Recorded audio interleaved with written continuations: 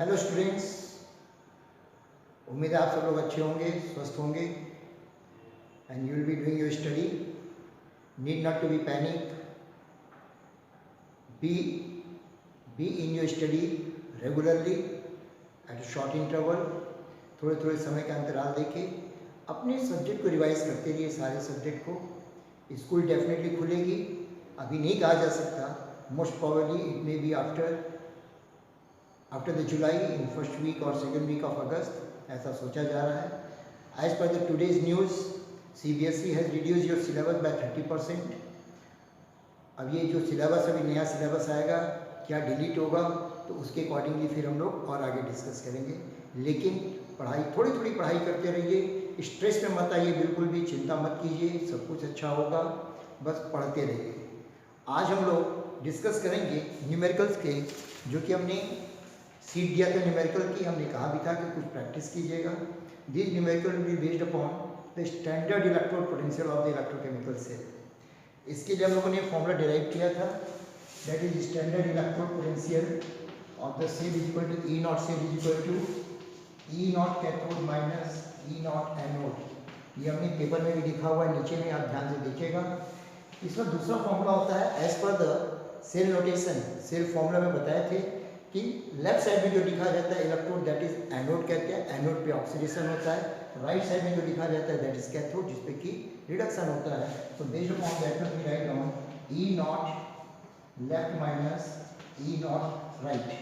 Left का मतलब क्या हो गया, sorry, E right minus right में हो गया कैथोड और लेफ्ट में हो गया एनोड. ये कैथोड हो गया, ये एनोड हो गया. एक और फॉर्मूला लिखा हुआ यहाँ पे, ये हमने पहले भी बताया था. रिडक्शन पोटेंशियल की वैल्यू हमेशा ज़्यादा होती है. ऑक्सीडेशन पोटेंशियल को रिडक्शन में कन्वर्ट करते हैं. ऑक्सीडेशन की कंडीशन या टेंडेंसी इलेक्ट्रॉन गेन करने की नहीं होती है, लूज करने की होती है. तो रिडक्शन पोटेंशियल उसका क्या होगा, बहुत कम होगा. तो that's why another formula is there, E naught higher minus E naught lower. अब अगर हमें कैथोड एनोड के बारे में मालूम है तो हम इस फॉर्मूले को यूज़ कर लेंगे. अगर हमें केवल सेल नोटेशन दिया हुआ है तो वहाँ पे राइट और लेफ्ट से हम लोग रिकॉग्नाइज कर लेंगे. अब अगर हमें सेल नोटेशन भी नहीं दिया हुआ है, कैथोड एनोड के बारे में भी नहीं मालूम है, तो उस कंडीशन में हम लोग इस फॉर्मूले को यूज़ करते हैं. क्योंकि E naught value, standard electrode potential of the single electrode will never, you need not to learn that one. ये वैल्यू हमेशा दी रहेगी.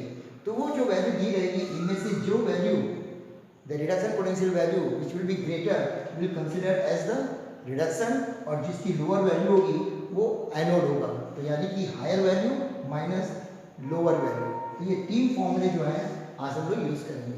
Another thing what we have discussed that E not say value should always be positive. ये हमेशा positive होना चाहिए. Positive होगी तभी हम कहेंगे reaction is spontaneous. Spontaneous reaction. अगर ये वैल्यू निगेटिव आ रही है तो इसका मतलब रिएक्शन स्पॉन्टेनियस नहीं होगी. तो अगर रिएक्शन को हमें स्पॉन्टेनियस करना हो तो क्या करेंगे, यहाँ पे जो निगेटिव वैल्यू जो आ रही है, यानी कि कैथोड एनोड को लेने में निगेटिव आ रही है, तो इसको हम लोग क्या करेंगे, रिवर्स कर देंगे. एनोड को कैथोड बनाएंगे, कैथोड को एनोड बना देंगे, तो वैल्यू पॉजिटिव आ जाएगी and reaction will be the spontaneous. Is it clear? अब हम लोग करते हैं, let me solve the numerical. ये तीनों फॉर्मूले हम लोग यूज करेंगे. न्यूमेरिकल्स आपका लिखा हुआ है. You can see the first one is the calculate the standard reduction potential of galvanic cell in which reactions are as follows. Reaction दी हुई दो रिएक्शन है, एक को हम सॉल्व करते हैं, एक आप लोग कीजिएगा. बिल्कुल सेम मेथड से होगा.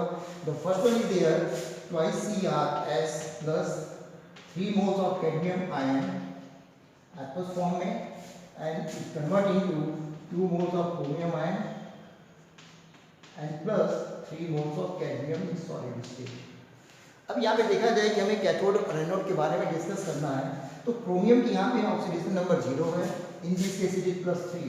Increase in oxidation number means oxidation हो गया, तो इसका मतलब ये एनोड का काम कर रहा है. लाइकवाइज कैडमियम की ऑक्सीडेशन नंबर +3 और यहाँ पे 0 हो जा रही है, ये रिड्यूस हो रहा है, इसका मतलब रिडक्शन हो रहा है, तो इसका मतलब ये कैथोड का काम कर रहा है.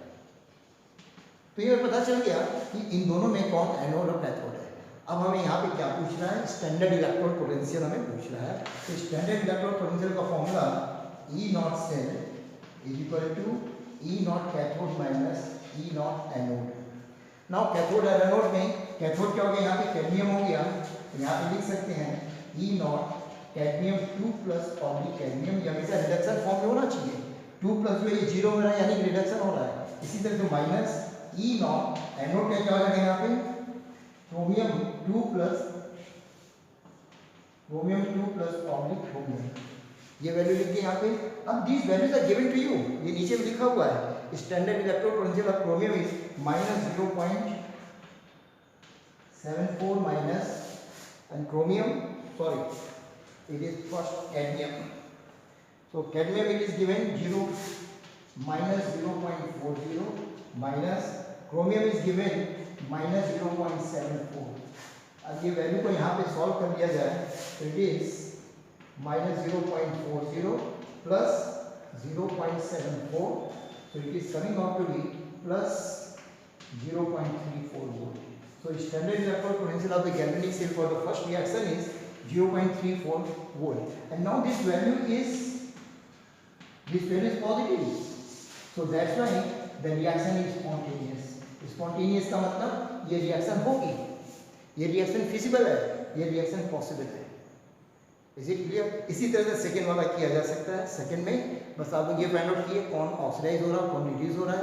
जो ऑक्सीडाइज होगा वो एनोड का काम करेगा, जो रिड्यूस होगा वो कैथोड का काम करेगा। कैथोड की वैल्यू दी हुई है, एनोड की वैल्यू दी हुई है, यहाँ पे इसको हम लोग माइनस करके फाइंड आउट कर लेंगे। अगर पॉजिटिव आ रही है तो रिएक्शन स्पॉन्टेनियस होगी, अगर निगेटिव वैल्यू आ रही है reaction would not be feasible, यानी वो रिएक्शन नहीं होगी। Is it clear?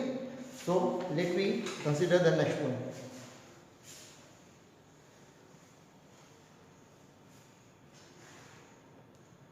Calculate the standard reaction potential of silver Ag plus oblique Ag electrode when the cell potential for the cell is given। यानी यहाँ पे ये सेल नोटेशन दिया हुआ है Cu oblique Cu2 plus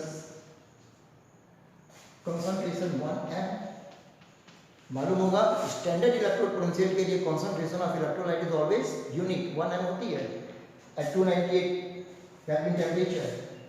salt bridge हो गया, then Ag plus 1m oblique Ag, this is the cell notation। अब सेल नोटेशन में 2 vertical line represent the salt bridge. Salt bridge का ये साइड क्या हो गया, लेफ्ट हो गया और ये राइट हो गया, तो इसका मतलब ये काम कर रहा है एनोड का, and this is the cathode. Cathode पे रिडक्शन होता है, इस पे ऑक्सीडेशन होता है। तो हमें यहाँ पे ये पता चल गया कि एनोड और कैथोड क्या है, तो डायरेक्ट हम लोग फॉर्मूले में अप्लाई करेंगे, that is E not cell is equal to, cathode क्या है यहाँ पे सिल्वर है, तो E not Ag plus oblique Ag minus anode is copper, तो it is E not Cu2 plus oblique Cu। ये फॉर्मूला लिखा गया। अब इसमें हम लोगों को calculate the standard reduction potential, standard reduction potential of silver, इसको हमें फाइंड आउट करना है, ये हमें फाइंड आउट करना है। Let it is x minus E naught cathode, E naught cathode of copper, ये हमें वैल्यू दी हुई है, कॉपर की वैल्यू दी है 0.304 वोल्ट, ये दिया हुआ है। And at the same time it is written when the cell potential for the cell, ये नोटेशन के बाद लिखा हुआ है 0.46, यानी सेल का पोटेंशियल हमें दिया हुआ है 0.46। तो x को हम लोग फाइंड आउट कर सकते हैं। तो x is equal to 0.46 plus 0.34, so it is 4 and 6 0 3 and 7 8 0.80 volt। so this is the EAG plus oblique AG। standard electrode potential of silver is 0.80 volt आ गया। again it is a positive value, फिर ये positive value है, इसका मतलब reaction is feasible, ये reaction feasible है, this reaction is spontaneous process. Is it clear? ये समझ में आ रहा है? बहुत आसान है, प्रैक्टिस करने से सब कुछ समझ में आ जाएगा।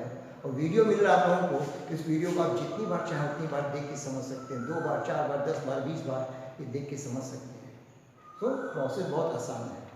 Next problem is different level problem is here.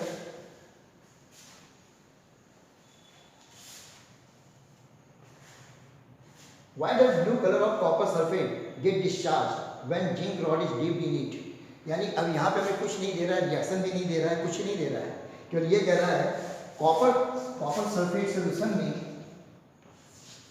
Zinc rod को डीप किया जा रहा है। So why does blue color of copper sulfate get discharged? Copper sulfate solution blue colour का होता है। जब जिंक रॉड में डीप करते हैं तो ब्लू कलर क्या होता है, ये डिस्चार्ज हो जाता है। डिस्चार्ज होने का मतलब खत्म हो जाता है, it does not appear. So blue colour of sulphate get discharge when zinc rod is deep in it.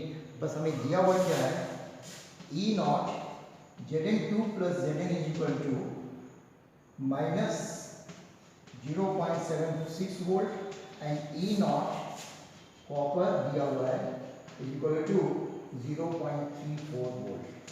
तो इतना दिया हुआ है, अब इसको कैसे सॉल्व किया जाएगा। तो I am explaining you in the beginning कि तीन तरह के फॉर्मूला हम लोग यूज करते हैं। इस क्वेश्चन में न तो हमें सेल नोटेशन दिया हुआ है, न ही हमें रिडॉक्स रिएक्शन दी हुई जिससे लोगों को पता चल जाए कि कौन ऑक्सीडाइज हो रहा है, कौन रिड्यूस हो रहा है। तो दो कंडीशन नहीं दी हुई है, एक थर्ड फॉर्मूला बताए थे, E naught H minus E naught L, higher lower. तो ऐसे केस में क्या किया जाता है, वी चेक द वैल्यूज, जो वैल्यू दी उसको हम लोग चेक करते हैं कि इसमें कौन हायर है कौन लोअर वैल्यू है। So this is the higher value, तो higher value will act as a cathode and this is the lower value, it will act as anode. तो ये कैथोड का काम करेगा, ये एनोड का काम करेगा। तो फॉर्मूला यहाँ लगाएंगे, E not cell is equal to E naught higher value, higher value हो गया कॉपर का, minus E naught lower value होगी Zn2 प्लस ऑब्लिक Zn, ये हो गया। अब इसकी वैल्यू पुटअप कर दी जाए, तो पुटअप कर दिया है यहाँ पे, तो व्हाट वी फाइंड है, जिंक का हो गया, पहले कॉपर का हो गया 0.34 वोल्ट, माइनस जिंक का हो गया माइनस 0.76 वोल्ट। तो इट इज, दोनों को ऐड कर दिया जाए, it is going to be plus 0.34 plus 0.76, दोनों को ऐड करने पे आ जा रहा है 0.11 volt, 6010 1 volt, yes. Again what we are finding, value is coming out to be positive. Positive value आने का मतलब reaction is going to take place, reaction हो रही है। तो reaction हो रही है इसलिए यहाँ पे कॉपर सल्फेट का ब्लू कलर डिसअपियर हो जा रहा है, क्योंकि कॉपर यहाँ से निकल के जिंक रॉड पे क्या होता है, डिपॉजिट होने लगता है। so that's why it loses its blue color, ये अपने ब्लू कलर को क्या करता है, डिस्चार्ज कर देता है। So that way because the reaction is possible, positive value आ रही है, स्पॉन्टेनियस प्रोसेस है, तो ये रिएक्शन हो रही है, और रिएक्शन में कॉपर जब यहाँ से निकल के डिपॉजिट होगा इस पे, तो ये क्या हो जाएगा, ब्लू कलर डिस्चार्ज हो जाएगा। बिकॉज जिंक अपने इलेक्ट्रॉन को लूज करता है, कॉपर उस इलेक्ट्रॉन को आके ले लेगा। So because of that the blue colour is going to discharge and that is the simple solution. तो न्यूमेरिकल बहुत आसान है, बस प्रैक्टिस करनी है, थोड़ा सा समझना है। Likewise, can a solution of 1 m copper sulfate be stored in a vessel made of nickel? अब यहाँ पे भी वही चीज दिया जो सेम प्रॉब्लम है ऊपर की तरह से, यहाँ पे भी कोई cell notation is not given, redox reaction is not given, only the values are given. So again what we have to do, you have to find which value is higher and which value is lower. Higher value of electrode potential act as a cathode and lower potential value act as a anode. तो यहाँ पे cathode और anode को निकाल देंगे, E not cell निकाल देंगे। अगर ये पॉजिटिव वैल्यू आती है तो फिजिबल होगा, निगेटिव वैल्यू आती है तो नॉट फिजिबल होगा। तो can a solution of 1 copper sulphate be stored in a vessel, क्या इसको स्टोर किया जा सकता है? तो यदि निगेटिव वैल्यू आती है तो will say that we can store because reaction will not be there. अगर पॉजिटिव वैल्यू आती है तो we will say that we can not store because in that condition reaction will take place. So that you can do. And the likewise the fifth one I am doing,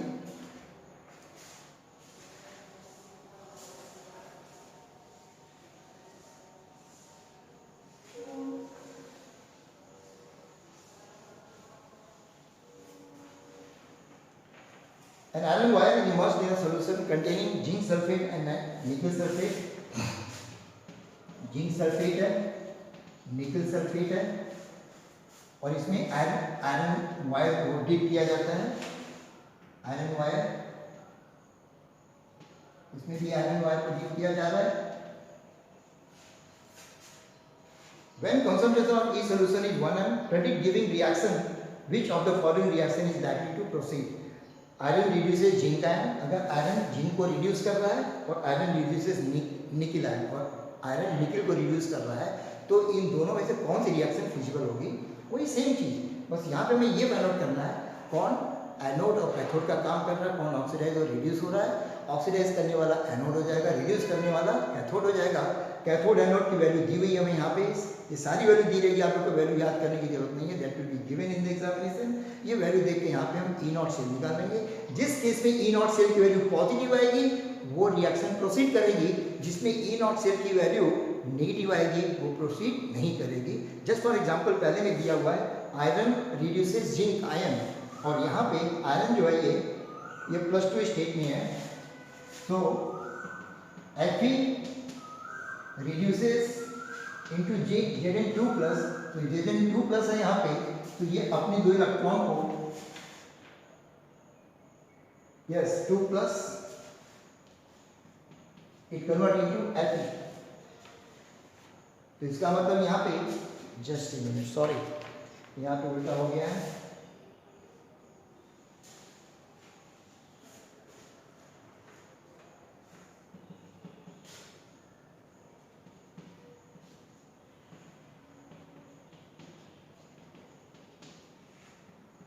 iron reduce कर रहा है zinc को, iron अपना electron lose कर रहा है, zinc gain कर रहा है, Zns में हो गया, और यहाँ पे अगर देखा जाए ये +2 है, ये 0 इसका रिडक्शन हो गया, और ये 0 से +2 में आ रहा है, तो दैट इज ऑक्सीडेशन।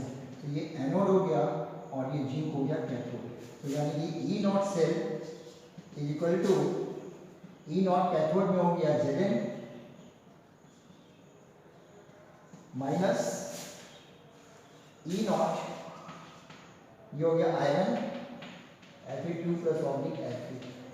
अब ये दोनों की वैल्यू दी हुई है, जिंक की वैल्यू दी है -0.76 माइनस Fe की दी हुई है -0.44, सो इट इज -0.76 प्लस हो जाएगा 0.44। Now the value is coming out to be here 0.30 volt minus में आ रहा है। Now this is the minus 0.76 plus 0.44. So it is 6 minus 4, 2, 7 minus 4, 3, 0.32 minus में आ रहा है। So E naught cell value is coming out to be E minus. That's why this reaction will not proceed. ये reaction proceed नहीं करेगी क्योंकि E naught cell की value negative आ रही है। तो यहाँ पे reaction लिख सकते हैं आसानी से, और यहाँ पे बहुत आसानी इसको solve करके आंसर फाइंड आउट कर सकते हैं। अगर ये पूछ लिया कि इसको फिजिबल कैसे बनाया जा सकता है, तो फिजिबल बनाने के लिए फिर इसी रिएक्शन को रिवर्स कर देंगे, that is zinc Zn will reduce Fe2+ में रिड्यूस करेगा, जस्ट इसको रिवर्स कर देंगे। तो अब यहाँ पे क्या हो जाएगा, E not cell is equal to, अब यहाँ पे Zn क्या हो गया, यहाँ पे ऑक्सीडाइज हो रहा है, ये एनोड का काम करेगा, ये कैथोड का काम करेगा। तो कैथोड की वैल्यू कितनी होगी, E cathode minus E anode, cathode -0.44 minus -0.76 minus 0.44 plus 0.76। अब इसको यहाँ पे कर लेंगे तो it is coming out to be 0.32 volt. ये पॉजिटिव आ गया, ये रिएक्शन फिजिबल हो गई, यानी zinc will reduce iron, iron can not reduce zinc. और रिएक्टिविटी सीरीज ऑफ मैटर में पढ़े भी है कि हाइड्रोजन के नीचे के, या जो एलिमेंट एक एलिमेंट के नीचे होता है वो ऊपर वाले को डिस्प्लेस नहीं कर सकता है, ऊपर वाला एलिमेंट नीचे वाले को कर सकता है। रिएक्टिविटी सीरीज में जिंक के नीचे आयरन आता है, तो that was the zinc will reduce iron, iron can not reduce zinc. तो आई थिंक ये न्यूमेरिकल समझ में आ गया होगा, बाकी आप लोग इसको कीजिए। Next time will discuss the application of electrochemical cell in terms of the batteries and cells के रूप में।